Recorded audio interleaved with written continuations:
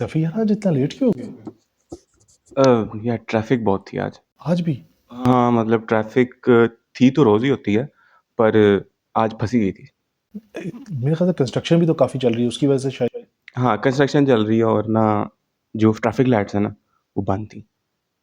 और आप यकीन मानें कि ये चौक है, ठीक है? उस चौक में ऐसे लैंड क्रूज़र खड़ी हुई है, सामने सिविक खड़ी हुई है ऐसे, ठीक है? पैरेलल और उसके बीच में एक रिक्शा घुसा हुआ है और साथ ही जो है ना उसके पिकअप भी खड़ी हुई है बच्चों की वैन वाली।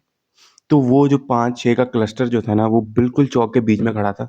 ना इधर से कोई आ सकता है, ना इधर से कोई जा सकता है, टोटल है। क्योंकि वहाँ पे ट्रैफिक लाइट्स बंद थी और कोई पुलिस वाला भी नहीं। यानी कि वहाँ एक ग्रिड लॉक लगा हुआ था और पीछे हटने के लिए कोई तैयार नहीं था। मतलब फँसे हुए थे, कोई पीछे हटने को तैयार नहीं है। तो वैसे मैं अक्सर ये चीज़ सोचता हूँ कि हम अक्सर ये बात करते हैं कि बड़े लोग पीछे हटने के लिए तैयार नहीं है, इस मुल्क की अशराफिया पीछे हटने के लिए तैयार नहीं है, सियासतदान पीछे हटने के लिए तैयार नहीं है। लेकिन we are talking about one Chowk in Lahore जहाँ पे एक लैंड क्रूज़र वाला, एक गाड़ी वाला, एक रिक्शे वाला सब फंसे हुए हैं और पीछे नहीं हट रहे। और मेरे ख्याल से ये माशरे की एक सोच बन गई है जिसके अंदर पीछे हटने के लिए तैयार ही नहीं है। और मज़े की बात आपको ये बताऊँ कि चलो हम कहते हैं यहाँ पे एक बात आ जाती है कि चलो मे बी जो रिक्शे वाला है वो पढ़ा लिखा नहीं है। ऐसी बात है। लाइक ये नहीं है कि आप ये कहोगे जी लैंड क्रूज़र में बैठा हुआ बंदा और सिविक में बैठा हुआ बंदा तो आप कह सकते हो ना कि वो पढ़ा लिखा आदमी है। तो हमारी एक सोच भी होती है कि पढ़े लिखने से आपकी सोच चेंज हो जाती है, मुझे नहीं लगता। अब उस लैंड क्रूज़र, सिविक और इवन कल्टस में भी कोई पढ़ा लिखा ही बैठा था। चलो हमें समझ तो ये आती है कि वो चिंची वाला पीछे नहीं कर रहा, मे बी उसकी नहीं पढ़ा लिखा सोच नहीं है। तो इसका मुझे तो लगता है जवाद भाई इसमें आप ये बताओ कि क्या पढ़ाई भी हमें सोच बदलती है या पढ़े लिखे जाहिल भी बहुत ज़्यादा है? यार वैसे सैफी हम जैसे लास्ट टाइम डिस्कशन कर रहे थे जब हम चाय पीने गए थे, यार मेरे ख्याल से जो फंडामेंटल्स कुछ एजुकेशन के जो टूल्स थे या कुछ गिव अवेज थे ना एजुकेशन के, वो अब हमारे माशरे से निकलते जा रहे हैं। और वही वजह है कि पीछे न हटने की रविश से हमारे फैमिली सिस्टम्स भी डिस्टर्ब हो रहे हैं, हमारे एजुकेशनल सिस्टम्स भी डिस्टर्ब हो रहे हैं, हमारे जो ऑफिसेज हैं उनका माहौल भी हो रहा है। और फिर एक बड़े अच्छे एक फिलोसफर थे, वो ये क्या करते थे कि किसी भी कंट्री के अंदर आपने उस माशरे के वैल्यूज़ को देखना है तो उनकी रोड पे चलती हुई ट्रैफिक को देखो, बिल्कुल। क्योंकि वो रिफ्लेक्ट करती है। क्योंकि आप जब गाड़ी चला रहे हैं, आपके राइट से कोई आ रहा है, लेफ्ट से कोई आ रहा है, तो आपको गुस्सा आ रहा होता है, ठीक है, लेकिन आप रूल्स को फॉलो कर रहे होते हो। तो रिफ्लेक्शन होती है सोसाइटी की कि रोड्स पे कैसी ट्रैफिक हो रही है। अब हम यहाँ पे जब देखें कि हमारे घरों घरों के अंदर भी कहीं पे भी पीछे हटने की या बर्दाश्त करने की बात नहीं सुनी जाती। बिल्कुल। सास है, वो बहू की बात सुनने को तैयार नहीं है, पीछे नहीं हटने को, गलती हो गई है। बहू है तो वो सास की बात सुनने के लिए तैयार नहीं है। इसी तरीके से मियाँ बीवी के रिलेशन में भी यही है, बाप बेटे के रिलेशन में भी यही है। और ये रिफ्लेक्शन होता होता ऑफिस, टीचर्स, और जब आप पर्सनल ग्रज ले लेते हो तब तो कुछ भी नहीं हो सकता।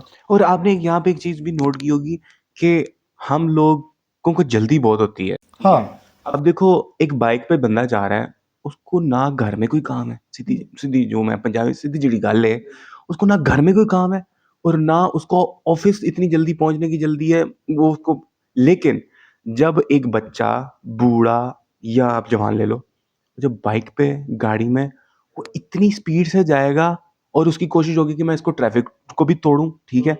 और at the end of the day उसने करना कुछ नहीं है। अब ये जल्दी-जल्दी हाँ, उसमें फिर क्या होता है कि फ़र्ज़ करो आगे कोई आ जाता है। अब ये आप फुल स्पीड में जा रहे हैं, अगला बंदा आ गया है, अब वो उसको पीछे से गालियाँ भी देगा, उसको सब कुछ करेगा।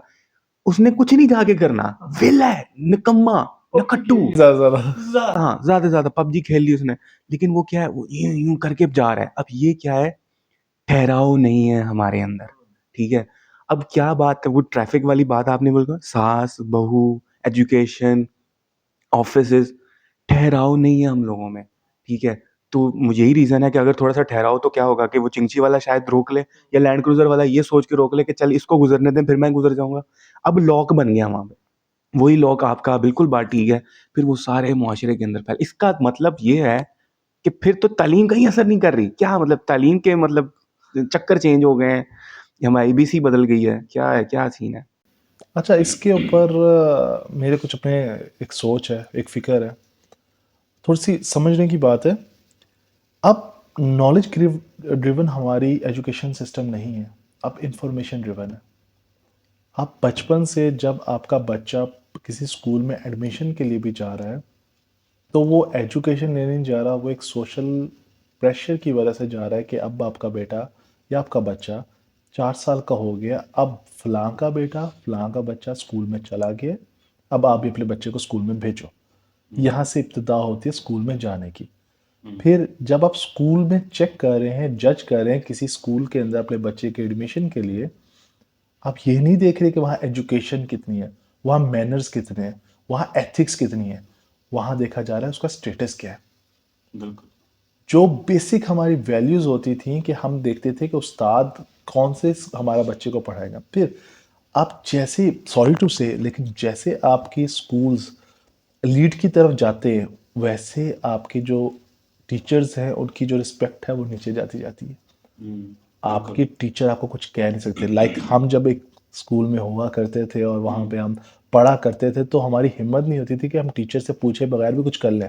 बिल्कुल, कुछ बट कर ही नहीं सकते थे। नाउ हम टीचर को फॉर ग्रांट लेते हैं, और अगर टीचर ने हमारी तरफ देख भी लिया है, तो आजकल के बच्चों के लिए तो फौरन कंप्लेन हो जाती है, और पता चलता है कि टीचर को निकाल भी दिया जाता है इस बात पे। तो पॉइंट क्या है कि जब आप एक एजुकेशन सिस्टम के अंदर आपने एंटर किया और आपने अपने बच्चे को नवाबियत दिखाई है और नवाबियत सिखा रहे हो आप बचपन से, तो उसको पता है कि भाई देखिए, मेरी एक बात से मेरे माँ या बाप आकर उसकी कंप्लेन कर देगा, तो मैं पीछे क्यों हटूं। सर, अच्छा, मैं यहाँ पे एक चीज़ और ऐड करता जाऊँ कि जब हम छोटे थे या मतलब उससे पहले का जो टाइम था, कुछ 10-12 साल पहले, हमारे पेरेंट्स थे, उनकी अप्रोच ये होती थी कि टीचर को जाके कहते थे, "इदियां लत्तां बावां तोड़ देना, ठीक है? ਕੰਮ ਆਣਾ ਚਾਹੀਦਾ ਇਹਨੂੰ मैनर्स आने चाहिए ने, ठीक है?" अब क्या सीन है? My papa is in, Parliament House.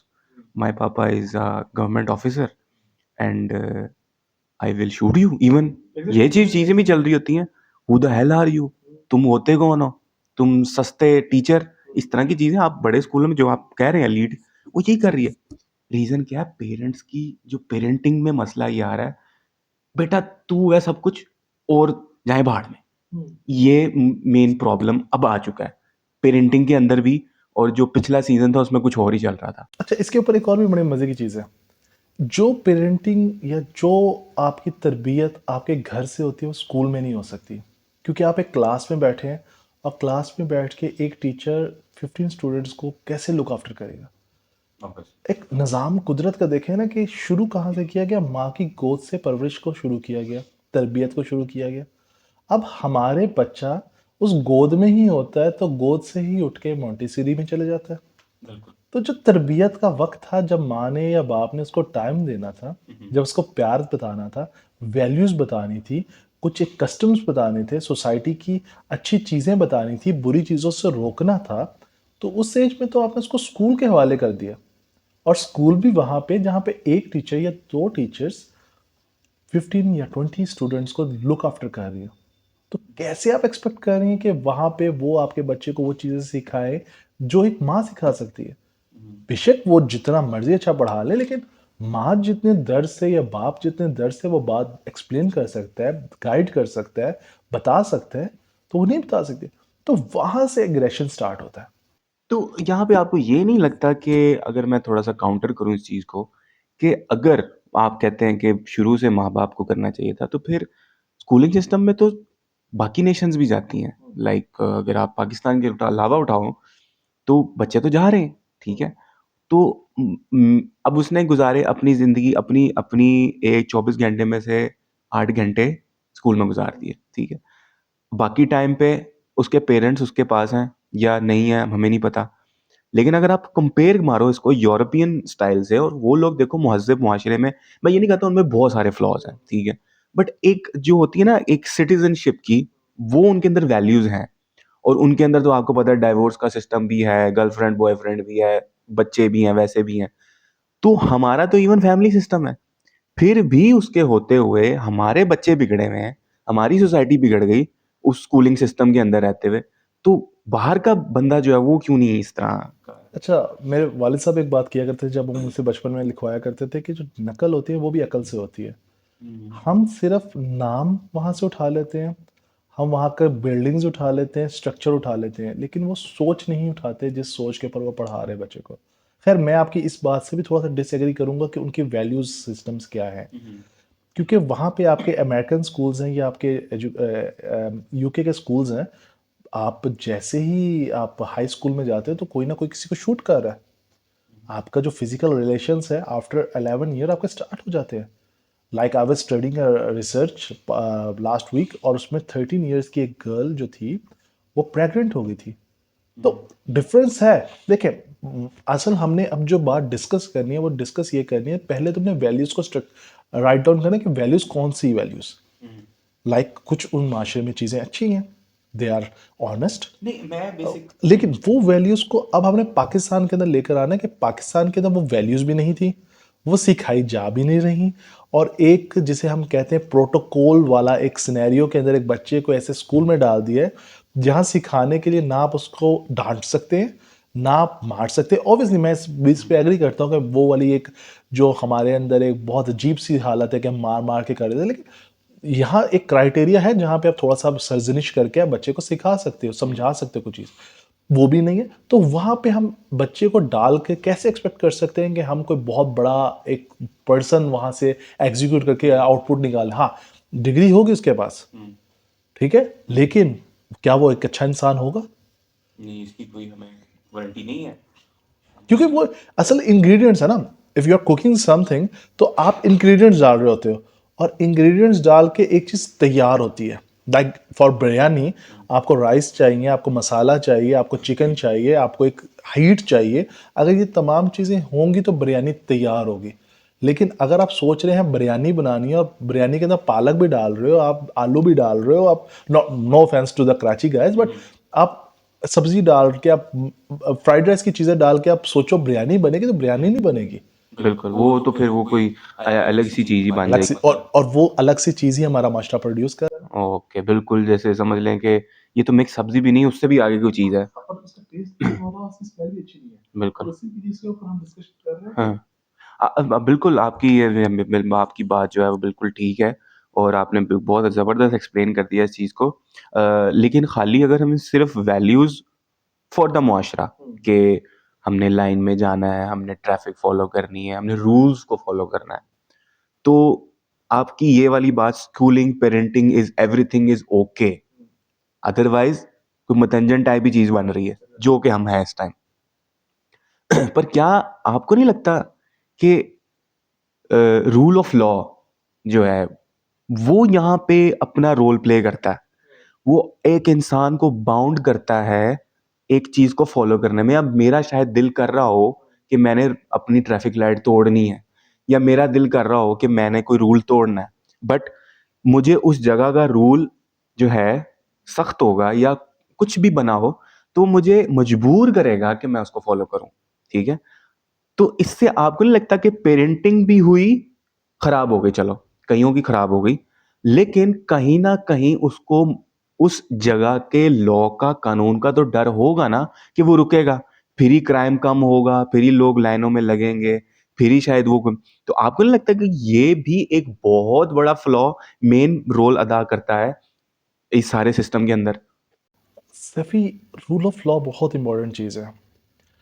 आज जिस सिचुएशन में हम पहुंच चुके हैं वहाँ पे कंफ्यूज कर दिया गया आज के यंगस्टर को, या मेरी और आपकी एज वाले को जो 35 ईयर्स से कम हैं। हमने एक चीज़ सोच ली है कि हमारे पसंदीदा बंदा अगर चेयर पे बैठा होगा तो हम उसकी बात मानेंगे, अगर कोई और बंदा बैठा तो हम उसकी बात नहीं मानेंगे। जबकि रियासत को फॉलो करना हर किसी का फ़र्ज़ है। क्यों?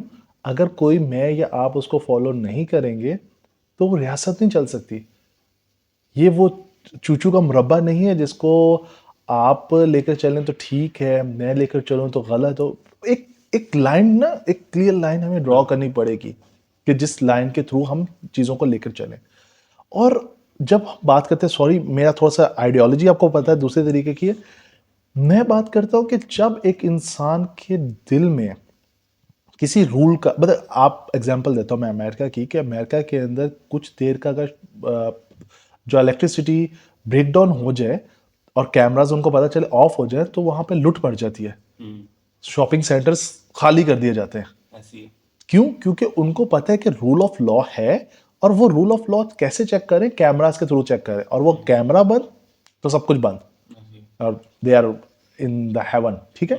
अब हमारे माशरे के, हम उन लकी माशरों में से एक है जिनके अंदर मुस्लिम कम्युनिटी ज़्यादा है, and way believe in one God. ठीक है। और हम उस चीज़ को जब देकर चलते हैं, तो हमारे ऊपर सिर्फ एक हुक्मरान, एक लॉ नहीं है, हमारे ऊपर एक उससे भी सुपीरियर चीज़ है, वो अल्लाह है। और अल्लाह ने अहकाम हमें दिए हैं कि हम अपने हुक्मरानों की बात माने। हमें जो शरीयत से कंट्राडिक्ट चीज़ें नहीं कर रही, उन चीज़ों को माने। हाँ, जो चीज़ कंट्राडिक्ट करें उसको हम छोड़ दें, लेकिन जो चीज़ें शरीयत के ऐन मुताबिक है हम उसको, जैसे ट्रैफिक सिग्नल्स है, लाइक बहुत अच्छी एक चीज़ उन्होंने की है कि 18 ईयर से कम जो लोग हैं उनको गाड़ी ना चलाने दी जाए। रूल बन गया ना। जब रूल बन गया तो उसको हमें फॉलो करना है, और जब हमें फॉलो करना है इस नीयत से करना है कि यार रूल सही है मेरे लिए या नहीं सही, मैंने फिर भी फॉलो करना है। और जब ये चीज़ फॉलो करेगा, तब बंदा हर कोई अपनी अपनी डोमेन में वापस जाएगा। तो जवाद भाई, इस चीज़ को हम कंक्लूड इस तरह करते हैं कि जैसे ऊपर से मामला ख़राब हुआ पेरेंटिंग का, उसके बाद जो है नीचे जब आते गए एजुकेशन सिस्टम पे बात आ जाती है, फिर उसके बाद आपकी जो है एक इंसान को ठीक होने के लिए हमें जो स्पेशली अगर हम दूसरे कंट्रीज से या दूसरे यूरोप से अगर हम अपना ताल्लुक करें, तो आज जाके बात हमारी वहाँ पे आ जाती है कि हमारी वैल्यू सेट हुई थी इस हमारे दीन इस्लाम की वजह से। ठीक है। और अगर हम उसी को लेके, उन्हीं प्रिंसिपल्स को लेके चलें, तो वो जो मेन जड़ हमारी ख़राब है वो ठीक हो सकती है, और इसी तरह हम सारी चीज़ को कंक्लूड भी कर सकते हैं। अच्छा, इसके अंदर बेसिक जो मैं एक पैराडाइम किसी भी चीज़ के अंदर बात करता हूँ ना, लोग अक्सर हमारे यहाँ पे नारा लगा रहा था, अच्छे इंसान बन जाओ, अच्छे इंसान बन जाओ। लेकिन अच्छा इंसान भी एक चीज़ के अंडर आता है, वो है एक अच्छा मुसलमान बन जाओ। जब आप एक अच्छे मुसलमान बनते हैं ना, तब आप ऑटोमेटिकली एक अच्छे इंसान बन जाते हैं, क्योंकि आप अपने रब के साथ सिंसियर होते हैं, आप अब्द बनते हैं उसके ना। तो जब आप अल्लाह के अब्द बनेंगे, अल्लाह के अब्द बनने का मतलब है कि अल्लाह ने जो कहा है उसके ऊपर मनोमन को समय ना वाताना, हमने सुना और हमने अतात करनी है। ठीक है। जब आपका ये रविश होती है, तो उस कुरान के अंदर, उस अहादीस के अंदर अल्लाह के अहकाम तो हैं, लेकिन हकूकुल इबाद का बहुत बड़ा एक चंक है। वहाँ तो ये भी है कि अगर आपके साथ किसी ने ज्यादती कर दी है, तो आप अल्लाह के लिए उसको माफ़ कर दो। वही बात, आपने एक स्टेप पीछे हटना है। फिर किसी से मोहब्बत करो तो अल्लाह के लिए करो, किसी से नफरत करो तो अल्लाह के लिए करो, अपनी ज़ात के लिए नहीं। वो हज़रत अली का हमने वाक़या बचपन से बड़ा सुना है कि एक काफिर के ऊपर चढ़ के उनको वो शहीद करने, मतलब मारने लगे ही थे, तो उसने उनके मुंह पे थूक दिया। तो हज़रत अली ने फ़ौरन उसको छोड़ दिया, रज़ी अल्लाह ताला अन्हा ने, और कहा कि पहले मैं आपको जो कत्ल कर रहा था वो अल्लाह की वजह से कर रहा था, और अब आपने जब मेरे पे थूक दिया तो उसका मतलब है कि मेरी और तुम्हारी दुश्मनी आ गई। तो अगर वहां पे सारे ग्रिड लॉक लगा हुआ है और ग्रिड लॉक को ख़त्म करना है, तो अल्लाह के लिए एक स्टेप पीछे हो जाओ। क्योंकि हम वहां वेट कर रहे हैं एक अल्लाह के एक और अबद के लिए, कि जो अपनी ड्यूटी फुलफिल करने के लिए वहां आएगा, सबको कहेगा काम डाउन, आप पहले आए, आप रुक जाएं, आप यहां से। तो जब उस बंदे का ही हमने वेट करना है, तो हम किस तरह के फिर मुसलमान हैं? क्योंकि रिफ्लेक्शन देखें, हमने अपने दीन को, हमने अपने आप को घर में बैठ के या मस्जिद में बैठ के तैयार करना है। स्कूल्स उसके लिए एक नमूना है, हमारी पेरेंटिंग एक चीज़ है, हमारी एक अपनी एक तन्हाई एक उसकी प्रैक्टिस है, और उसको हमने कहाँ पे प्रैक्टिस करना है, वो माशरे में करना है। मैं कमरे में बहुत अच्छा हो सकता हूँ, लेकिन असल मेरा पता चलेगा जब मैं वर्क स्टेशन पे अपने अच्छा हूँ, वर्क इन्वायरमेंट पे अच्छा हूँ, मैं रूल्स ऑफ लॉ फॉलो करूँ ऑन द रोड्स, मतलब प्रैक्टिकली आप जहाँ भी खड़े प्रैक्टिकली जहाँ पे आप करो। तो इस चीज़ को मैं तो इस तरीके से समराइज़ करूँगा कि आप अच्छे इंसान से पहले एक अच्छे मुसलमान बन जाए। अच्छा इंसान उसी कैटेगरी के अंदर फॉल करता है, और बहुत आसान हो जाएगा कि हमारे लिए, सबके लिए। यहीं पे कंक्लूड करते हैं कि एक अच्छा इंसान ही एक अच्छा मुसलमान है। तो होप सो आपको पॉडकास्ट मज़े का लगा होगा, और इस तरह के और पॉडकास्ट देखने के लिए हमारे साथ बंधे रहिए। अब तब तक के लिए अल्लाह हाफिज़। अल्लाह हाफिज़।